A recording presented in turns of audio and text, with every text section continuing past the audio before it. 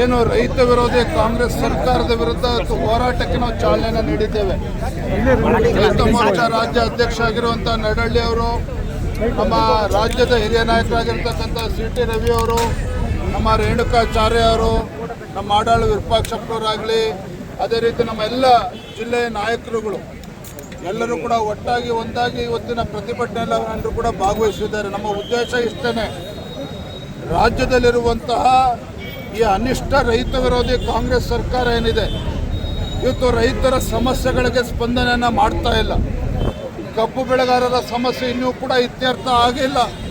ಈಗಾಗಲೇ ಮೆಕ್ಕೆಜೋಳ ಬೆಳೀತಕ್ಕಂಥ ರೈತರು ಬೀದಿಗಿಳಿದು ಇವತ್ತು ಹೋರಾಟವನ್ನು ಇವತ್ತು ಮಾಡ್ತಾ ಇದ್ದಾರೆ.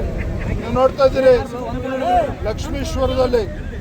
ಲಕ್ಷ್ಮೀಶ್ವರದಲ್ಲಿ ಇವತ್ತು ಹೋರಾಟಗಳು ಇವತ್ತು ನಡೀತಾ ಇದೆ.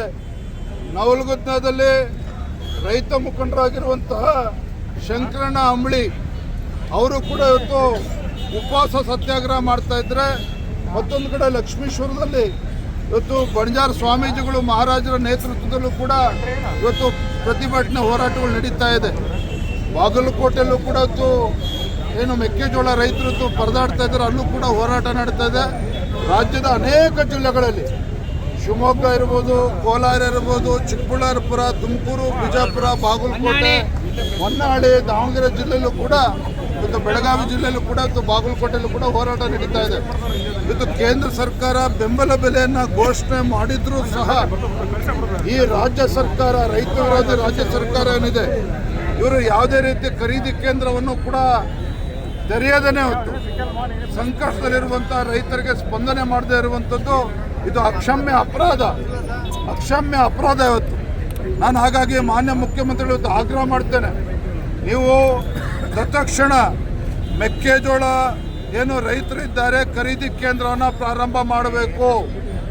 ತುಂಗಭದ್ರಾ ಜಲಾಶಯದಲ್ಲಿ 32 ಕ್ರಸ್ಟ್ ಗೇಟ್ಗಳನ್ನು ಅಳವಡಿಸ್ತೇನೆ. ಇವತ್ತು ಆ ಭಾಗದ ಕೊಪ್ಪಳ, ವಿಜಯನಗರ, ಬಳ್ಳಾರಿ, ರಾಯಚೂರು, ಪಾಪ ಆ ಭಾಗದ ರೈತರು ಇವತ್ತು ಎರಡನೇ ಬೆಳೆ ಬೆಳೆದೆ ಇವತ್ತು ಅನ್ಯಾಯ ಮಾಡುವಂಥ ಕೆಲಸದ ರಾಜ್ಯ ಸರ್ಕಾರವೇ ಮಾಡಿರುವಂಥದ್ದು. ಆ ಭಾಗದ ರೈತರೇನಿದ್ದಾರೆ ಎರಡನೇ ಬೆಳೆ ಬೆಳೆಯೋದಕ್ಕೆ ಸಾಧ್ಯ ಆಗ್ತಾ ಇಲ್ಲ. ಅವರಿಗೆ ಎಕರೆಗೆ 25,000 ರೂಪಾಯಿ ಪರಿಹಾರವನ್ನು ಕೂಡ ರಾಜ್ಯ ಸರ್ಕಾರ ಕೊಡಬೇಕು ಅನ್ನುವ ಆಗ್ರಹವನ್ನು ಕೂಡ ಮಾಡ್ತಾ ಇದ್ದೇವೆ.